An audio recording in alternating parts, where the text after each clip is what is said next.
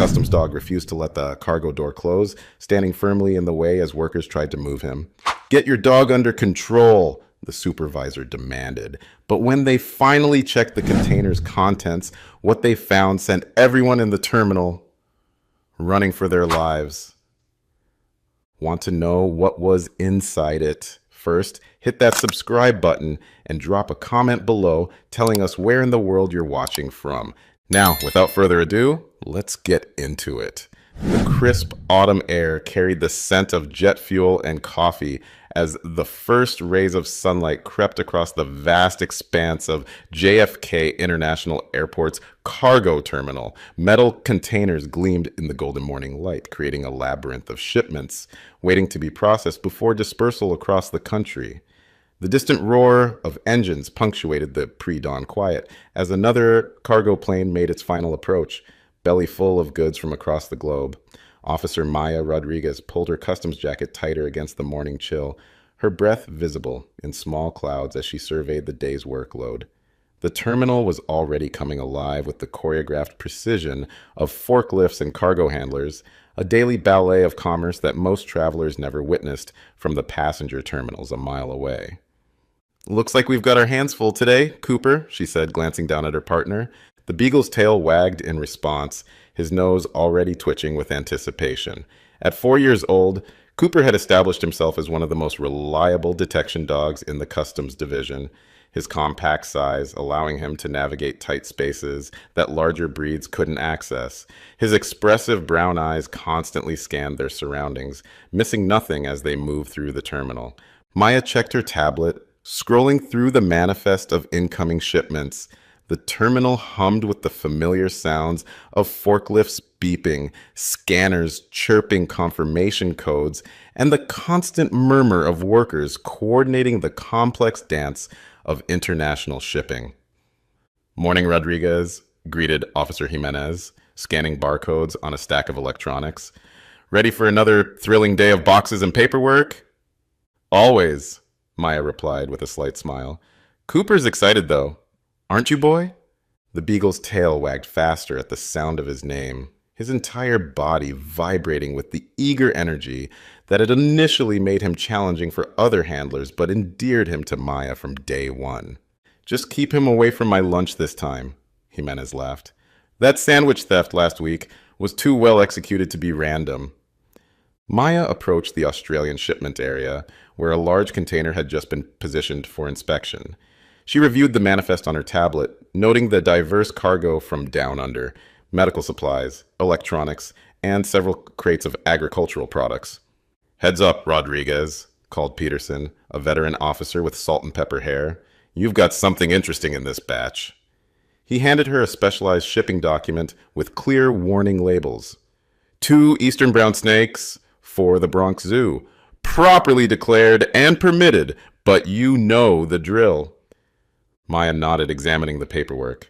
The eastern brown snake was one of the world's most venomous species, a fact that never failed to make these inspections more interesting. "Snake!" shouted Officer Ramirez suddenly, jumping dramatically behind a stack of boxes with exaggerated panic. Peterson nearly dropped his scanner, his coffee sloshing dangerously close to the rim of his cup as he flinched instinctively. Ramirez emerged laughing, slapping his knee with evident delight at his colleague's reaction. "Man, you should see your face. 7 years of dealing with these shipments, and you still jump every time." "Very professional," Peterson grumbled, though a smile tugged at the corner of his mouth as he used a napkin to wipe the spilled coffee from his hand.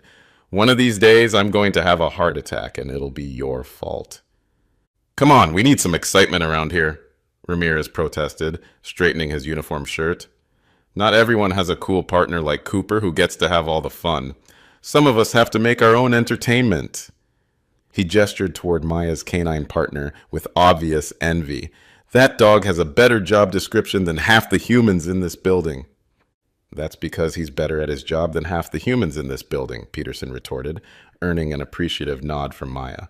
"And he doesn't waste time with childish pranks." The snake scare routine had become something of a tradition whenever exotic animal shipments arrived, a small break in the monotony of their highly regulated work environment. Maya guided Cooper toward this specialized container. The beagle walked confidently alongside her, his training evident in every measured step. The snake shipment had been isolated from the main cargo, following standard protocol for dangerous animals. The specialized container featured reinforced sides, temperature control systems, and clear warning labels. All external seals appear intact, she noted into her recorder. Temperature and humidity controls operating within specified parameters. Cooper circled the container methodically, his nose working continuously. This was standard procedure, allowing the dog to establish baseline sense before proceeding with more detailed inspection. The technician positioned the specialized scanning equipment that would allow them to view the container's contents without opening it immediately. "Scanner's ready," he announced. "Let's see what we've got." Maya watched as the first images appeared on the screen, showing the specialized transport boxes designed specifically for venomous reptiles. Cooper sat patiently beside her, his routine inspection apparently complete. "Specimen 1 confirmed," the technician said, marking it on the digital manifest. He moved the scanner to the adjacent transport box, identical to the first, and specimen 2 should be right here. The screen showed an empty transport box. "Can you get a better angle on that?" Maya asked, leaning closer to the monitor. "Maybe it's positioned oddly." The technician adjusted the scanner's position, but the result remained the same. The second transport box appeared completely empty. "That's strange," Maya muttered, pulling up the import documents again. The paperwork clearly listed 2 eastern brown snakes, both adult specimens being transferred to the Bronx Zoo's herpetology department. While Maya reviewed the documentation, Cooper's behavior subtly changed.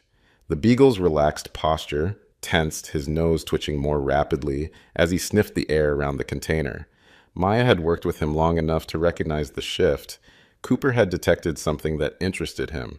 Maya's journey to the Customs and Border Protection K-9 unit hadn't been a straight path. After graduating near the top of her police academy class, she'd initially worked in general law enforcement before a chance encounter with a canine handler sparked her interest in working with detection dogs. During a joint operation at the Canadian border, she'd watched in amazement as a chocolate lab named Rex had systematically worked through a shipping container, alerting on a hidden compartment that contained nearly $2 million in undeclared currency. The precision and focus of the dog, combined with the obvious partnership with his handler, had struck something deep within her. "It's like having a partner who never lies, never guesses, and never shows off," the handler had told her when she'd asked about the work. "When these dogs alert on something, they're not trying to impress anyone. They're just telling the truth as they smell it." 6 months later, Maya had submitted her transfer application. When she finally made it to CBP and entered handler training, her instructors noticed her patience and calm energy, qualities that made her perfect for certain types of dogs who needed a handler with steady nerves and consistent expectations. Cooper had come to the program with a troubled history. 2 previous handlers had requested reassignment, finding the energetic beagle too hyperactive and independent-minded for the precisely structured work of border protection. "He doesn't listen," her supervisor had warned when pairing them. "Great nose, but too much personality." Maya had taken one look at the beagle's intelligent eyes and recognized something others had missed. Cooper wasn't disobedient. He was thinking, processing, making connections that sometimes put him a step ahead of his handlers. Where others saw an uncooperative dog, she saw an intelligent partner who needed room to use his natural abilities. Over their 2 years together, they had developed an extraordinary connection. Cooper had proven himself repeatedly, his record of successful detections becoming something of a legend among the customs staff at JFK. There was the case of heroin-soaked clothing sealed inside vacuum-packed coffee shipments that had fooled 2 other detection teams. Cooper had sat firmly beside the suspicious packages, refusing to move, even when Maya had initially tried to direct him elsewhere. Then there was the incident with rare bird eggs concealed inside hollowed-out electronics. Their delicate shells wrapped in specialized material designed to mask their scent. Cooper had methodically checked each box, his sensitive nose detecting microscopic traces that had escaped through nearly invisible air holes. Perhaps most impressive had been the discovery of specially treated lumber containing invasive beetle larvae that could have devastated American forests had they escaped into the wild. The shipment had passed 3 layers of agricultural inspection before Cooper detected the subtle scent of the insects hidden deep within the wood grain. When the beagle indicated something was wrong, Maya had learned to take it seriously, even when initial evidence suggested otherwise. Now, as Cooper became increasingly focused on the container, Maya watched his body language carefully. He sat down abruptly near the cooling system connection, his trained indication that he'd found something requiring his handler's attention. Maya examined the area carefully, noticing what appeared to be a minor dent in the metal, something that might easily be dismissed as shipping damage. But looking closer, she could see that the seal around the access panel wasn't quite right. There was a small gap, barely visible to the naked eye.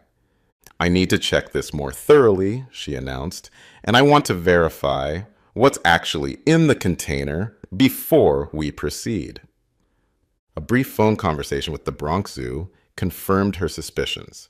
They were indeed expecting 2 eastern brown snakes, both extremely venomous and requiring specialized handling. "We need to open this container," she told Supervisor Dawson, who had wandered over to check on the delay. "The scan only shows 1 snake, but the manifest and the zoo both confirm there should be 2. Dawson frowned. "Could be a scanner issue, or maybe the paperwork is wrong." "Maybe," Maya conceded. "But Cooper's alerting to something, and there's what looks like damage near the cooling system access panel." "Rodriguez, we've got 6 more shipments waiting," Dawson said, checking his watch with evident frustration. "We can't hold up the entire terminal because of a paperwork error." "It might not be just paperwork," Maya replied, maintaining her professional composure. "Cooper doesn't alert like this for no reason." As if to emphasize her point, Cooper returned to the suspicious section of the container, pawing lightly at the floor nearby, a behavior he typically reserved for strong scent detections. Maya called the Australian Wildlife Export Company, and the conversation was brief but definitive. They had absolutely shipped 2 eastern brown snakes, both secured in separate transport containers. They expressed immediate concern about the discrepancy. Meanwhile, the cargo handlers were growing impatient. A burly foreman approached, clipboard in hand. "What's the holdup? We need to move this shipment to make room for the Istanbul flight. We're already behind schedule from yesterday's weather delays." "Potential security issue," Dawson replied tersely. "The shipment doesn't move until we clear it." Cooper had moved to the container doors now, standing directly in front of them. When a cargo handler approached to prepare for moving the shipment, the beagle planted himself firmly, refusing to budge despite the man's increasingly aggravated gestures. "Call your dog off, the handler demanded. "We've got schedules to keep." Maya stepped forward. "He's a federal working dog performing his duties. Nobody touches that container until we complete our inspection." The standoff attracted attention from other workers and officers. The delay was creating a cascade effect throughout the cargo terminal, with other shipments backing up behind the Australian container. "Rodriguez," Dawson said after a tense conference call with the wildlife specialist, "they're sending someone from animal control, but it'll be at least 30 minutes.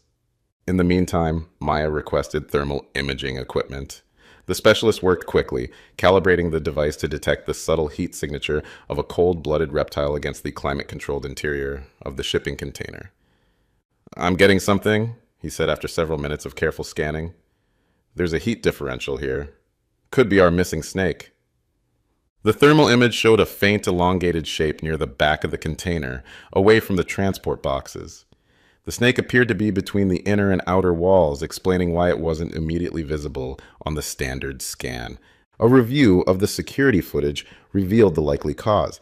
When the container had been transferred from the aircraft to the ground transport vehicle, it had been tilted at a sharp angle, momentarily. The jolt might have damaged the interior containment unit, creating an escape opportunity for the highly flexible reptile. "We need to establish a perimeter," Dawson ordered. "Rodriguez, take Cooper and check the surrounding area. If that snake found a way out of the main container, it could be anywhere in this section." The reality of the situation was sinking in. They potentially had one of the world's deadliest snakes loose in one of America's busiest cargo terminals. Maya and Cooper began a methodical search pattern, starting from the container and working outward in concentric circles. Other canine teams joined the search, each taking a designated section. Cooper suddenly changed direction, pulling Maya toward a stack of crates about 30 feet from the Australian container. His body language had shifted, ears forward, tail straight, movements deliberate. Maya recognized the behavior immediately. Cooper had picked up a scent trail. Possible detection in Section A7, she reported into her radio. Cooper's got something. The beagle led her along an increasingly defined path, suggesting the snake had indeed escaped the container. The trail led toward a quieter area, used for staff breaks and administrative work, away from the main cargo floor. The snake is heading toward the break room, Maya realized with growing alarm. There could be people unaware of the situation. Cooper's pace quickened as they approached the break room area, his nose working frantically as the scent apparently grew stronger. The hallway leading to the break room was dimly lit compared to the main terminal, with storage closets and small offices branching off on either side. They were less than 20 feet from the break room door when a piercing scream shattered the tense silence. "It bit me! Something bit me!" Maya broke into a run, keying her radio as she moved. "Officer needs assistance. Possible snakebite in the break room. Medical emergency." She burst through the door to find a young cargo worker collapsed in a chair, clutching his ankle, his face contorted in pain and fear. A middle-aged woman stood frozen beside him, coffee cup still in hand, staring in horror at something on the floor beneath the vending machine. "Don't move," Maya commanded, quickly assessing the situation. "Either of you, stay completely still." She could see 2 small puncture marks on the worker's ankle, already beginning to swell, the telltale sign of a snake bite. Eastern brown snake venom worked quickly, attacking the victim's blood coagulation system and potentially causing paralysis, kidney damage, or cardiac arrest. "What happened?" Maya asked, keeping her voice calm despite the urgency. "I was getting coffee," the worker gasped, his face growing pale as perspiration beaded across his forehead. "Felt something strike my ankle. Thought I bumped a box or something. Then this burning pain started." His breathing grew more labored, his words coming between increasingly rapid breaths.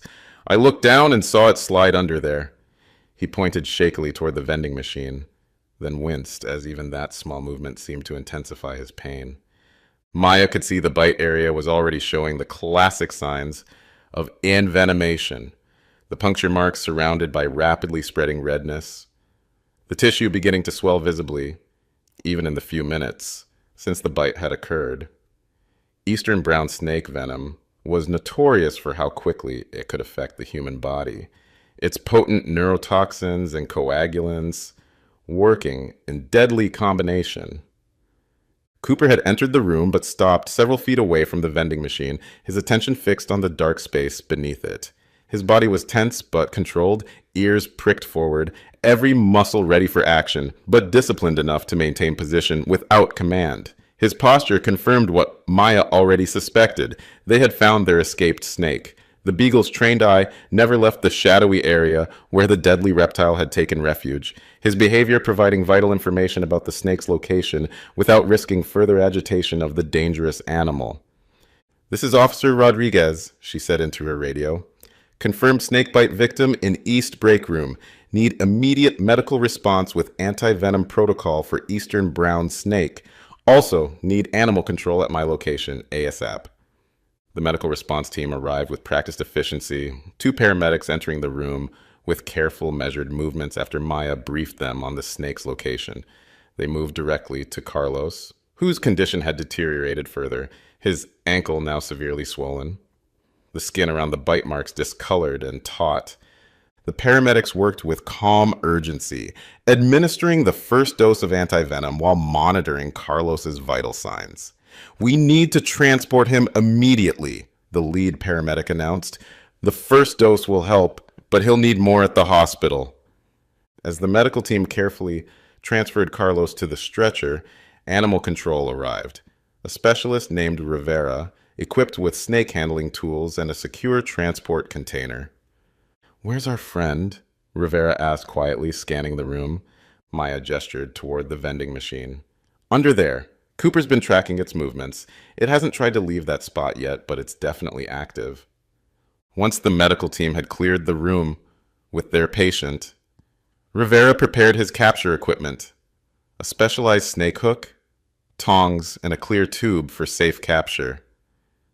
"Terminals being evacuated sector by sector," Dawson reported from the doorway. "We're keeping it quiet. Controlled movement. No alarms." Rivera carefully positioned his snake hook near the opening beneath the vending machine. Cooper's attention never wavered. His body tense but controlled as he tracked the snake's subtle movements. Suddenly, Cooper let out a short, sharp bark, a warning. The snake had moved, apparently shifting toward the opposite side of the vending machine, where a small gap led to the wall. "It's trying to find an escape route," Rivera warned, adjusting his position. "If it gets into the wall space, we could have a much bigger problem." Maya moved to the other side, using her flashlight to illuminate the space. The beam caught a glimpse of smooth scales and the snake's distinctive head, its body coiled defensively. Rivera worked with methodical precision, gradually maneuvering his specialized tools to guide the snake toward the capture container. The eastern brown responded with increasing agitation, its movements becoming more erratic as it sensed the closing of escape routes. After 20 tense minutes, Rivera had successfully guided the snake toward the front of the vending machine.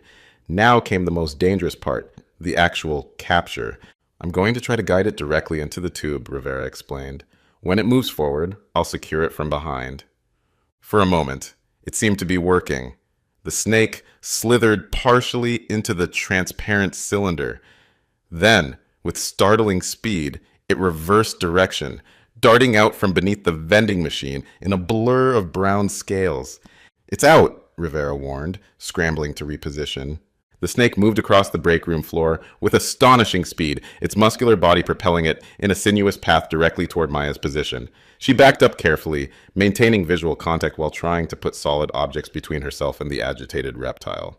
The eastern brown reared up in a defensive posture, nearly 2 feet of its length rising from the floor, its head oriented directly toward her with predatory precision.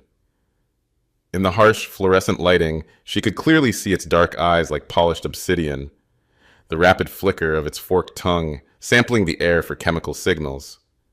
The snake's scales gleamed with a subtle iridescence, its coloration a mixture of earth tones that would provide perfect camouflage in its native Australian habitat, but stood out starkly against the institutional white floor tiles of the break room. Maya knew the statistics all too well from her hazardous cargo training.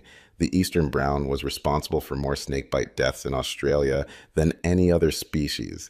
Its venom was a potent cocktail of neurotoxins, coagulants, and cardiotoxins that could cause paralysis, uncontrollable bleeding, kidney failure, and cardiac arrest.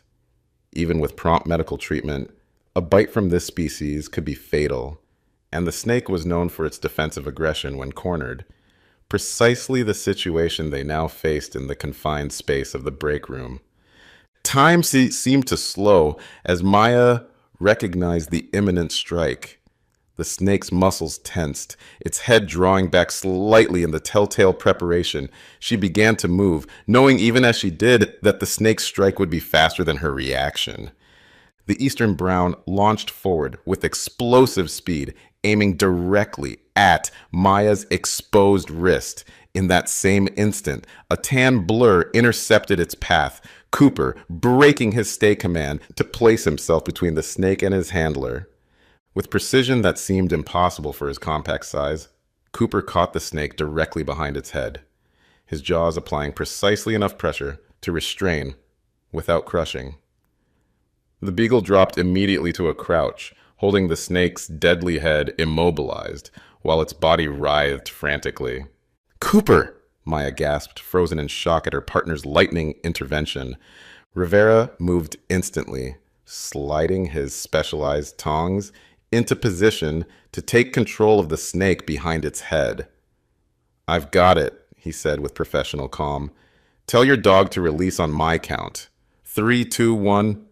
Release, Cooper, Maya commanded.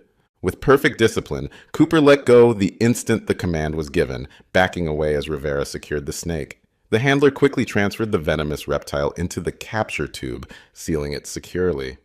Got him, Rivera confirmed, checking the seal on the container. Looks like about a 5-footer. Healthy specimen, despite its unauthorized field trip. Maya knelt beside Cooper, checking him quickly for any signs of injury. The beagle appeared completely unharmed, his behavior returning to normal now that the threat had been contained. How did he do that? Rivera asked, securing the capture container in a specialized lockbox. I've never seen a dog catch a snake so precisely. That's not standard training for customs dogs. Maya shook her head, still processing what had happened. It's not. He's trained for contraband detection, not snake handling. I've never seen him do anything like that before. The terminal gradually returned to normal operations as news of the snake's capture spread throughout the facility.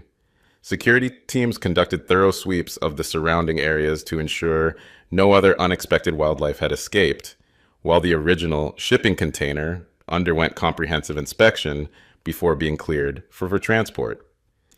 The shipping company in Australia is conducting an internal investigation, Dawson informed her. Preliminary assessments suggest the inner container was improperly secured before transport. And Carlos, any update on his condition? Responding well to the anti-venom, Dawson replied. Hospital says he'll need observation for at least 24 hours, but they expect a full recovery. I've submitted an official commendation for both of you, Dawson continued. Your insistence on following protocol despite pressure to expedite the shipment prevented what could have been a much worse situation. And Cooper's intervention. He shook his head, still processing the event. That was something else entirely. Terminal Director Marshall approached as Maya was preparing to finish her shift to Officer Rodriguez. I wanted to personally thank you for your handling of today's situation. Your professionalism and your partner's remarkable performance prevented what could have been a serious tragedy.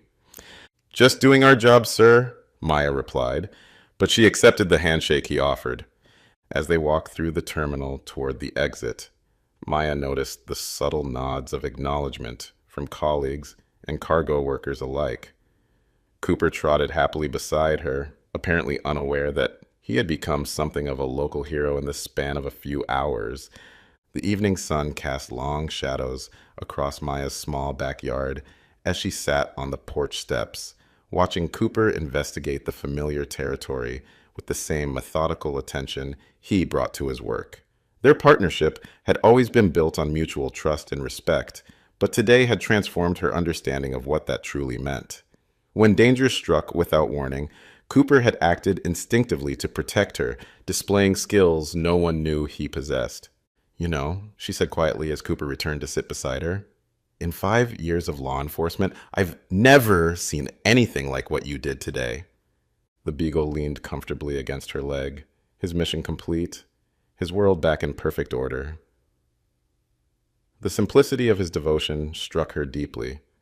To Cooper, there had been no choice to make, no hesitation, just the clear imperative to protect his partner, whatever the cost. Have you ever witnessed an animal sense danger before humans could detect it? That remarkable ability to perceive threats beyond our awareness has saved countless lives throughout history. Whether it's dogs alerting to hidden threats, cats sensing natural disasters before they strike, or birds falling silent before a storm, animals often recognize dangers we miss completely. Would you trust your pet to protect you in a dangerous situation? The bond between handlers and their working animals goes beyond training to something more fundamental. A connection built on daily trust, mutual respect, and genuine partnership.